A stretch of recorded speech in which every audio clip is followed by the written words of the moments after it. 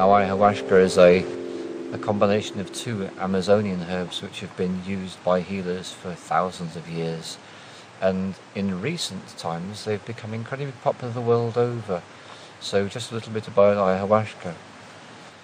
The shamans in the Amazon realized that they were living in what is effectively a pharmaceutical paradise, a pharmacopoeia of all the healers that you could ever want to treat whatever condition there is.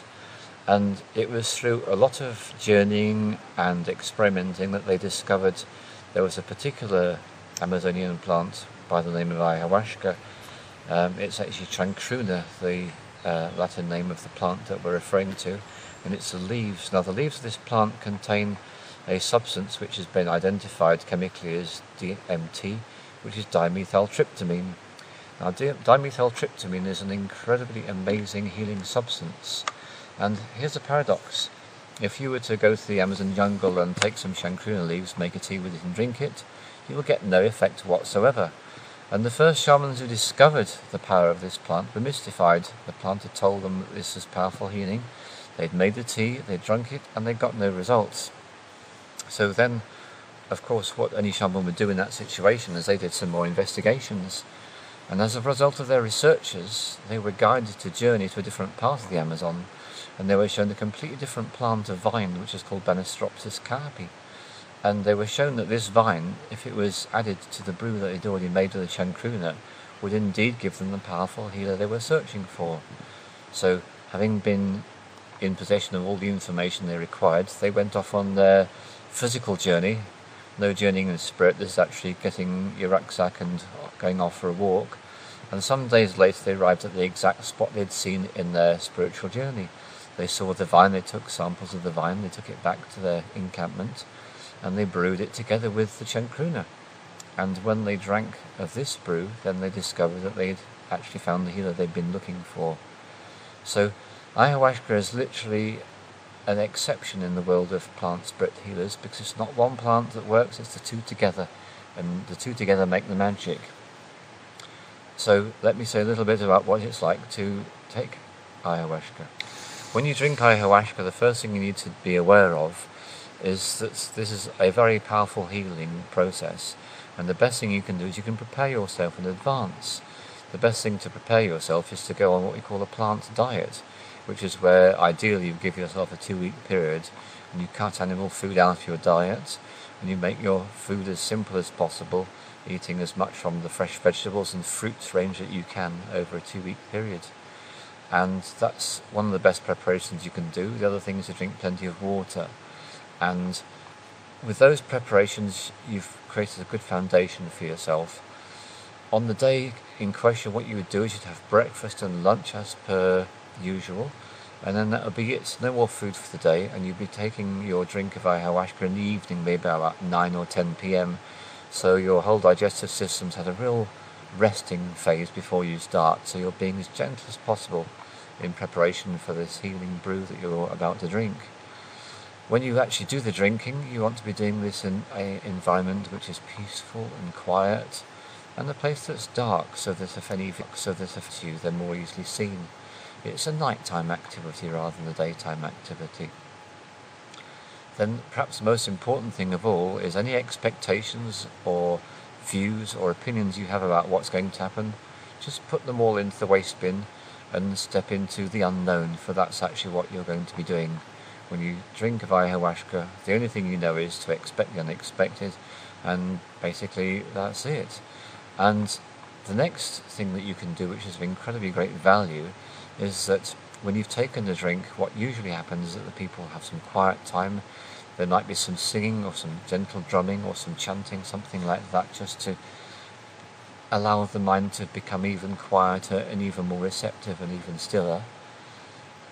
At this time, for some people, what they can find is they can find some fear thoughts might arise, such as, "Ooh, how long is it going to take?" or "Am I going to have a strange experience? What about this? What about that?"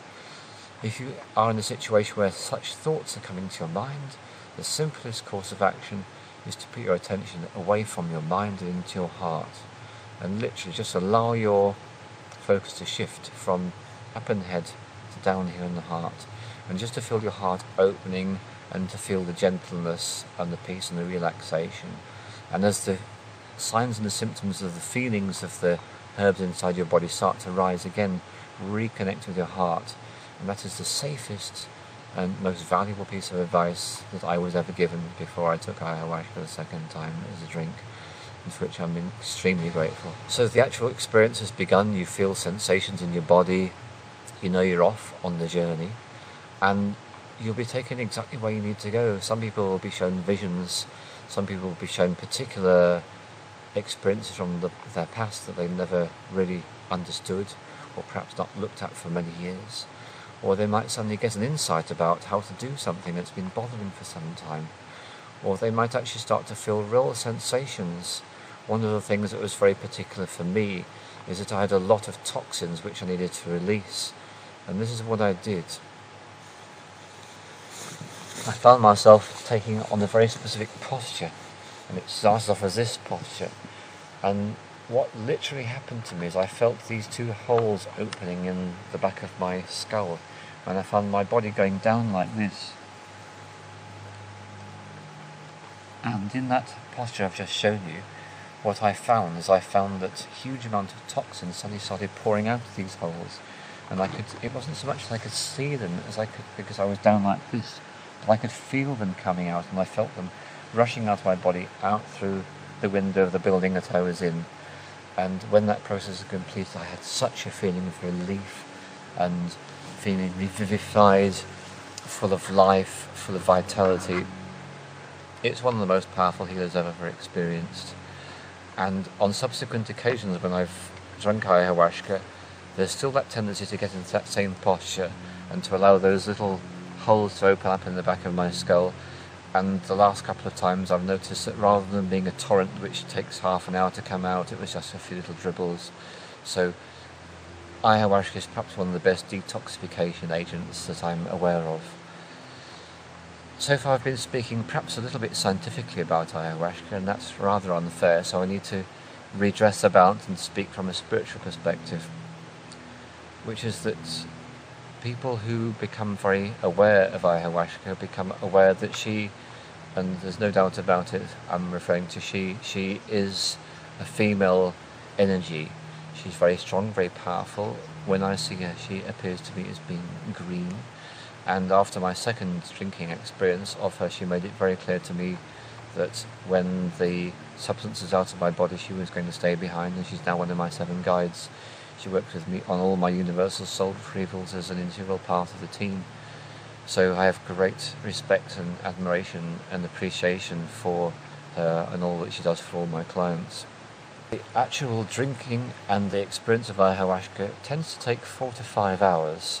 So it's going to be the early hours of the morning that the ceremony is completed. During that time there have been periods of silence, periods of gentle quiet drumming, periods of gentle singing, periods of chanting.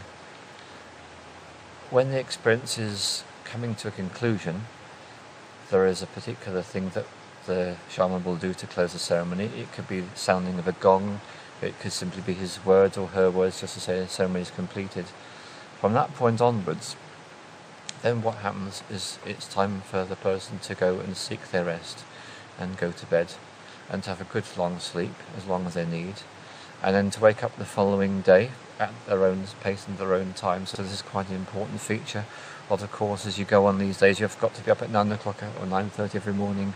Well, the morning after your ayahuasca, there's no clock time constraints. You wake up and you get up when you're ready. And this is the important bit to grasp hold of, because a person could think, well, it's over. Well, no, it isn't actually, because in fact the experience continues and will continue, usually realistically for up to a couple of days. And in that time the sensations gradually diminish quite rapidly over a number of hours, but it's still a time for insights, for taking in all that you've learned in that experience, digesting them, assimilating, coming up with new ways of looking at life.